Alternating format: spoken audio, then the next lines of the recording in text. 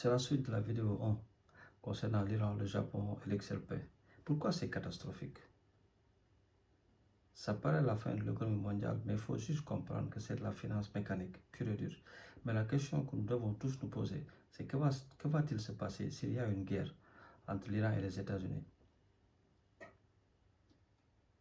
Et que se passera-t-il si l'Iran ferme le détroit d'Ormuz et que les assureurs des bouquets pétroliers mettent fin aux assurances, ce qui signifie que les bouquets pétroliers ne passeront plus le détroit d'Ormuz. Et si les bouquets ne passent pas le détroit d'Ormuz, que l'Iran a fermé, il faut comprendre que 30 ou 40% du pétrole global transite par le détroit d'Ormuz. Et là, le pétrole, il va partir en feu, les prix vont monter, ça va s'enflammer. Et ça risque d'entraîner le Japon en panique, et aussi le monde entier va entrer en panique. Et quand le yen va monter, le système financier va s'effondrer, parce qu'il faut comprendre que la Banque centrale du Japon a déjà essayé d'intervenir, mais la chute ne s'arrête pas, elle continue. Ainsi, il ne restera au Japon qu'une seule solution, qu'une seule option, c'est de forcer la hausse du yen. Et si le yen monte, ça va faire exploser le carry trade. Et ça, les investisseurs vont perdre leur investissement en masse. Et cela va déchaîner un appel de marge global. Comme je l'ai dit, les hedge funds devront vendre leurs actions de la tech, leurs bons de trésor et des biens de toutes sortes et des actifs qu'ils ont achetés avec les yens, qu'ils ont eu à emprunter avec un taux moins cher. Donc ça veut dire les yens moins cher. C'est ce qu'on appelle le global margin call. Donc, des institutions internationales nous ont avertis, telles que les FMI, mais les gens n'écoutent pas. Et c'est là qu'entre en jeu l'XRP. Parce que dans le monde, jusqu'à présent, personne de la finance traditionnelle ne parle du XRP dans un contexte réel ou correct.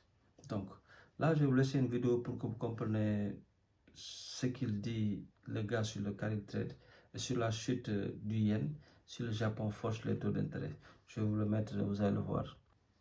Or even a way to hedge against something like this? So hedge is an interesting word because it assumes that correlations stay constant. The challenge with the hedge is that it bleeds. Right? When you think about options hedging, it bleeds, right? So you're losing money. It's like you're paying for insurance. So you don't want to create a strategy which bleeds if you're trying to, in quotes, hedge. You ultimately still want to be able to... Contexto, volatilidad que vamos a verlo, se empiece a... Or even a way to hedge against something like this? So hedge is an interesting word because it assumes that correlations stay constant. The challenge with the hedge is that it bleeds. Right? When you think about options hedging, it bleeds, right? So you're losing money. It's like you're paying for insurance. So you don't want to create a strategy which bleeds if you're trying to, in quotes, hedge. You ultimately still want to be able to participate in some movement, but not have the convexity, the extreme movement, which you require a bleeding option strategy to really kill it. I think if you're going to position for a reverse carry trade, it's an asset allocation question. Oil will be the play, because again, that's a catalyst. Treasuries would be a play.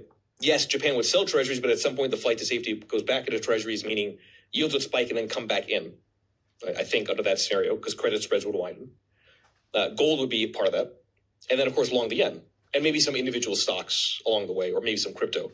I've talked about XRP as maybe a beneficiary of a reverse carry trade. I will say that on a side note, I think what's happening right now in the crypto space is a canary. I think I always go back to this point that every crash is preceded by leverage. And there is still a lot of leverage in the crypto space.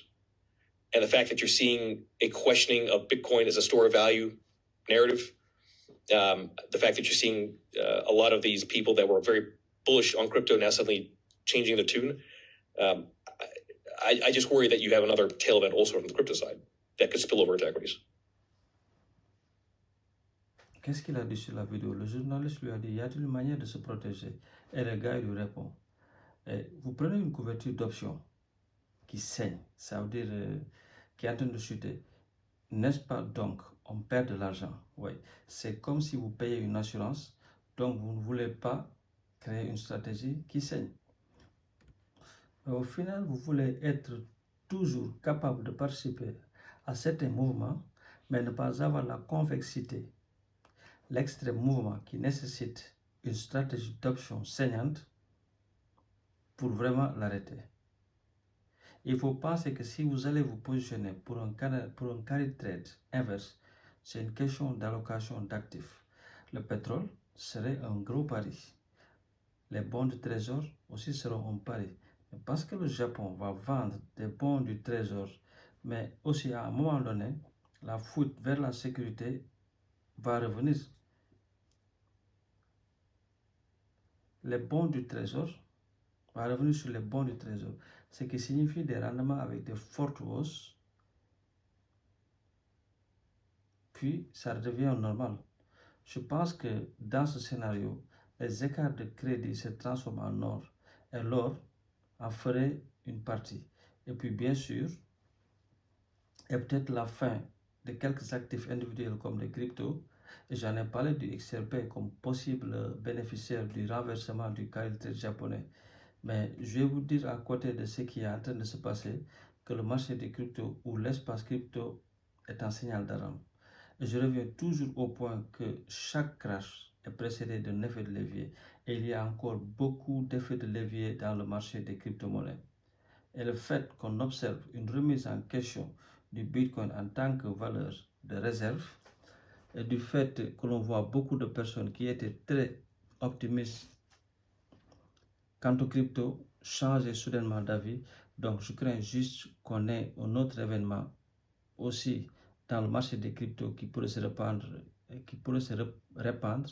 et nous amener à une chute beaucoup plus profonde. Donc vous avez entendu la partie où il dit que si le carry trade japonais se rompt ou se brise, le Japon va être forcé de monter le prix du yen et il y aura une explosion de marge et une crise de liquidité globale. Et nous allons nécessiter une voie de liquidation globale neutre et rapide. Et au final, ici va entrer en jeu l'XRP comme solution technique. Et là, il ne s'agit pas de prix, mais une question de fonction systémique. Et si tu comprends le rôle que le Japon a eu à jouer avec Ripple et XRP comme la banque SBI Holding dans Ripple, donc les choses deviennent de plus en plus claires et ont plus de sens.